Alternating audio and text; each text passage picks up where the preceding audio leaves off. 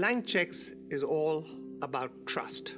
Trusting leaders to do the right thing, to take ownership, and yet be accountable for results. So how do these blank checks really work? There are three guidelines. The first is you select the leaders whom you really trust and the teams and give them a really big target. Let them dream big.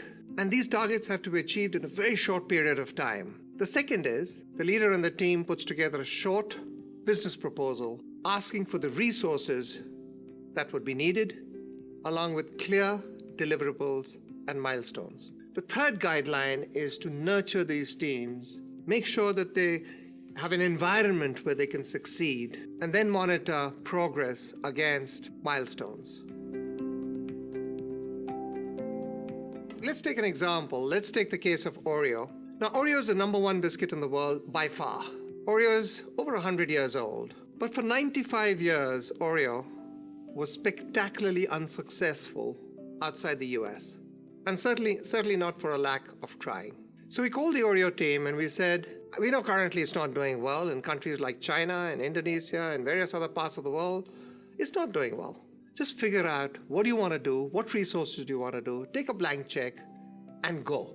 And then they realized, why is it that it's not selling so well in various countries around the world like China? And they found that very often that the American Oreo was too sweet, too big, the price points were too different. And they started experimenting then with a number of different products like green tea Oreo, wafers. Half these products failed. And that was okay.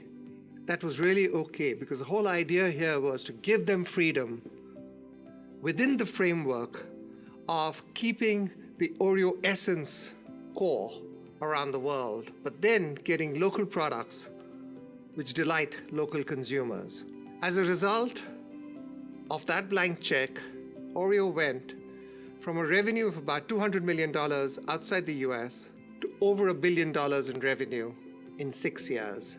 More importantly, gross margins outside the US were very healthy.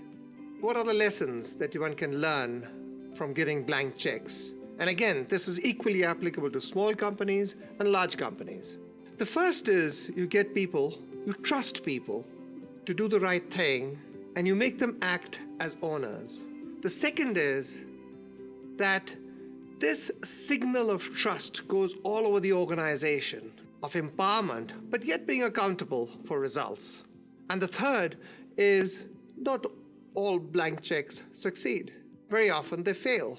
Because if everything is going well, something's horribly wrong. The important part there is if a blank check experiment fails, is not to penalize the leader or the teams, provided they've learned the lessons from the project. That, again, is a signal of trust. Trusting people always to do the right thing. And making sure then you celebrate not only successes, but also celebrate and learning from failures.